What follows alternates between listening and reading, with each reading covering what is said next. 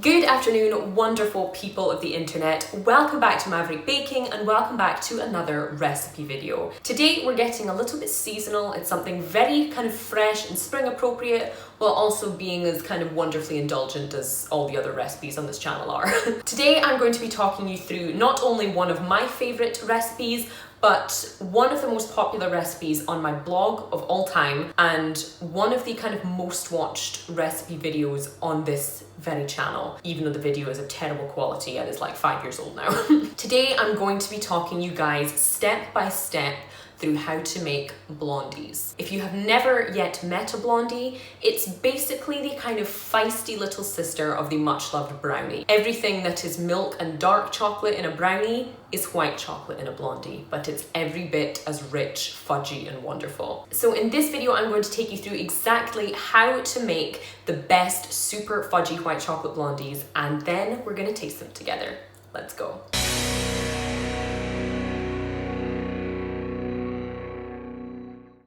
Here we have the ingredients we're going to need for these lovely white chocolate blondies. In this first bowl, we have salted butter and white chocolate. It's always best to use the best white chocolate that you can afford. So we're going to melt both of these things together just over a little double boiler or bain-marie with just a little tiny bit of simmering water. Now you want to do this as gently as you possibly can. White chocolate is a lot more kind of temperamental due to its ingredients than normal chocolate, which means you don't want to expose it to too high a heat. So once these have melted really smoothly together, we can get onto our other ingredients. So in a separate large bowl, you're going to have your caster sugar. Now you can use granulated, but caster is just the best in my opinion because of how lovely and fine it is. To that, we're going to need to add 3 large eggs and just a little bit of vanilla extract. I had just a tiny bit left in this bottle. I also wanted to add some lemon, but that is totally optional for you. So we have our white chocolate and butter cooling on the side slightly. We're just going to add our 3 large eggs straight into that caster sugar. And you want to just use a hand whisk to get in there and just mingle them about. You don't need to get any air in or, pull a muscle trying to do this. Just wheech them about enough so that they just get all friendly and incorporated with each other. Then you're going to want to chuck in that vanilla extract. Always use a bit more than you think you need. And also at this stage, this is where I added my lemon zest. Again, totally optional, but I just love the flavour it adds. Just grating in a gentle amount is perfect. Once you've done that, you can just grab your whisk again and just give it a wee kind of shoodle around until it's all mixed in nicely. Shouldn't take too long, and by this stage you should have nice sort of gooey, eggy, sugary ribbons. This is the texture you're looking for. Once you have that, you're going to slowly pour in your chocolate and butter mixture until you have a wonderfully gooey, thick mixture with everything all mixed in. Next, we're going to need to add our dry ingredients. For this, we have some plain flour, no need for any raising agent, so we don't want these to puff up. And we also have some white chocolate. Again, do try and use the best that you can afford. We're just going to chuck this all straight in to our lovely gooey mixture and just give it a gentle whisk until you have a perfectly golden blondie batter. Then you're going to want to grab a kind of 8 by 8 inch square tin. You're going to want to grease it generously and just shove a wee layer of greaseproof paper down, just kind of enough to have an overhang at the sides. Something along the lines of this. And you're going to want to get your batter in there, smooth it out as much as you can. Do not forget to lick the spoon.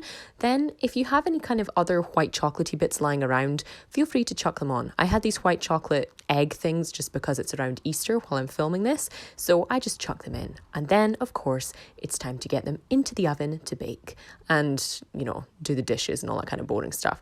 But after about 40 to 45 minutes, you'll have these gloriously fudgy, gooey, dense, rich, chocolatey, buttery blondies that you will not be able to keep your greedy little fingers away from. Seriously good stuff. So here we have our gloriously fully baked blondies. Now, as you can probably see, they are so super fudgy. So I think one of the main problems that people kind of encounter when trying blondies for the first time is because of the colour being quite pale, you expect more of a cakey kind of texture than you do fudgy. So a lot of people aren't really into that fudginess when it comes to white chocolate because it's just a bit of a mental hurdle they have to get over. Whereas a brownie or a chocolate cake, you expect to be dense, heavy and moist.